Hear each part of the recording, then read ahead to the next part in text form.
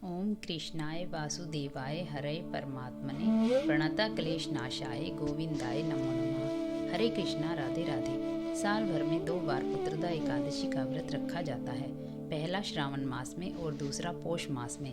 लेकिन श्रावण मास में पड़ने वाली पुत्रदा एकादशी बहुत ही महत्वपूर्ण होती है। इस दिन सच्चे मन से उपवास रखने से और श्री हरि विष्णु की विधि विधान से पूजा आराधना करने से सभी प्रकार की मनोकामनाएं पूर्ण होती हैं। खास तौर से संतान प्राप्ति की कामना या संतान की सुख समृद्धि की कामना हो या संतान को किसी प्रकार का कष्ट हो तो संतान के कष्टों के निवारण के लिए भी इस व्रत को धारण किया जा सकता है। शास्त्रों के अनुसार इस व्रत को धारण करने से सभी प्रकार की कामनाएं पूर्ण होती हैं। श्रावण मास होने के कारण इस दिन भगवान शिव की भी पूजा की जाती है। इस एकादशी को पवित्रोत्पन्ना एकादशी भी कहा जाता है। आइए हम भी प्रभु के श्री चरणों का ध्यान करते हुए कथा का श्रवण प्रारंभ करते हैं। हरे कृष्णा, राधे राधे। हरे कृष्णा, राधे राधे। श्रावण शुक्ला पुत्रदा एकादशी। युधिष्ठिर कहने लगे कि हे मधुसूदन, श्रावण शुक्ला एकादशी का क्या नाम है?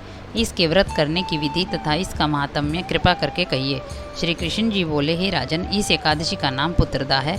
अब आप शांतिपूर्वक इसकी कथा को सुनिए। द्वापर युग के आरंभ में महिष्मती नाम की एक नगरी थी, जिसमें महीजित नाम का राजा राज्य करता था। परंतु पुत्रहीन होने के कारण राजा को राज्य सुखदायक नहीं लगता था। जिसके संतान न हो उसको यह लोक और परलोक दोनों ही दुखदायक होते हैं। पुत्र सुख की प्राप्ति के लिए राजा ने अनेक उपाय किए, परंतु राजा को पुत्र की प्राप्ति नहीं हुई। प्रतिनिधियों को बुलाकर वह कहने लगा कि हे प्रजाजनों, मैंने इस जन्म में तो कोई पाप नहीं किया। मेरे खजाने में अन्याय से उपार्जन किया हुआ धन भी नहीं है। न मैंने कभी देवताओं तथा ब्राह्मणों का धन ही छीना। किसी दूसरे की धरोहर भी मैंने नहीं ली। प्रजा को पुत्र के समान पालता रहा। मैं अपराधियों को पुत्र और बांधवों की तरह दंड भी देता रहा। कभी किसी से घृणा तक नहीं की। सबको समान माना है। सज्जनों की सदा पूजा करता रहा हूँ। इस प्रकार धर्मयुक्त राज्य करते हुए भी मेरे पुत्र नहीं है, सो मैं अत्यंत दुख पा रहा हूँ। इसका क्या कारण है?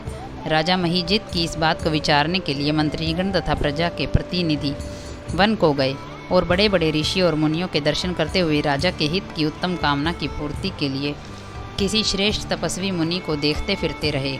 एक आश्रम में उन्होंने एक अत्यंत वयोवृद्ध, धर्म के ज्ञाता, बड़े तपस्वी, परमात्मा में मन लगाए हुए, निराहार, जितेंद्रिय, जितात्मा, जित क्रोध, सनातन धर्म के गूढ़ तत्वों को जानने वाले, समस्त शास्त्रों के ज्ञाता महात्मा लोमश मुनि को देखा, जिनका कल्प के व्यतीत होने पर एक रोम गिरता था।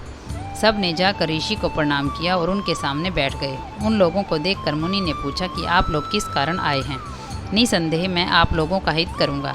मेरा जन्म केवल दूसरों के उपकार के लिए ही है, अतः संकोच मत करो। लोमश ऋषि के ऐसे वचन सुनकर सब लोग बोले, हे महर्षि, आप हमारी बात जानने में ब्रह्मा से भी अधिक समर्थ हैं, अतः आप हमारे इस संदेह को दूर कीजिए। महिष्मतीपुरी का धर्मात्मा राजा महीजित प्रजा का पुत्र के समान पालन करता है, परंतु फिर भी वह पुत्रहीन होने के कारण अत्यंत दुखी है। हम लोग उसकी प्रजा हैं, अतः उसके दुख से हम भी दुखी हैं। आपके दर्शन से हमें पूर्ण विश्वास है कि हमारा यह संकट अवश्य दूर हो जाएगा, क्योंकि महान पुरुषों के दर्शन मात्र से अनेक कष्ट दूर हो जाते हैं। अब आप कृपा करके राजा के पुत्र होने का उपाय बतलाएं।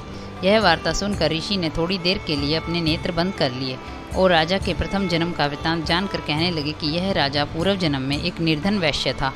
निर्धन होने के कारण इसने अनेक बुरे कर्म किए। यह एक गांव से दूसरे गांव में व्यापार करने के लिए जाया करता था। एक समय ज्येष्ठ मास के शुक्ल पक्ष की द्वादशी के दिन मध्याह्न काल के समय जबकि वह 2 दिन का भूखा प्यासा था, एक जलाशय पर जल पीने गया। उस स्थान पर एक तत्काल की ब्याई हुई प्यासी गो जल पी रही थी। राजा ने उस प्यासी गो को जल पीते हुए हटा दिया और स्वयं जल पीने लगा। इसीलिए राजा को यह दुख सहना पड़ा है। एकादशी के दिन भूखा रहने से वह राजा हुआ और प्यासी गो को जल पीने से हटाने के कारण पुत्र के वियोग का दुख भोग रहा है। ऐसा सुनकर सब लोग कहने लगे कि हे ऋषि, शास्त्रों में पापों का प्रायश्चित भी लिखा है, अतः राजा का यह पाप नष्ट हो जाए, आप ऐसा कोई उपाय बतलाइए।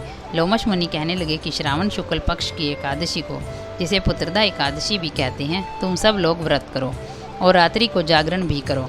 इससे राजा का यह पूर्व जन्म का पाप अवश्य नष्ट हो जाएगा, साथ ही राजा को पुत्र की प्राप्ति होगी। लोमश ऋषि के ऐसे वचन सुनकर मंत्रियों सहित सारी प्रजा नगर को वापस लौट आई और जब श्रावण शुक्ला एकादशी आई तो लोमश ऋषि की आज्ञा अनुसार राजा सहित सब ने पुत्रदा एकादशी का व्रत और जागरण किया।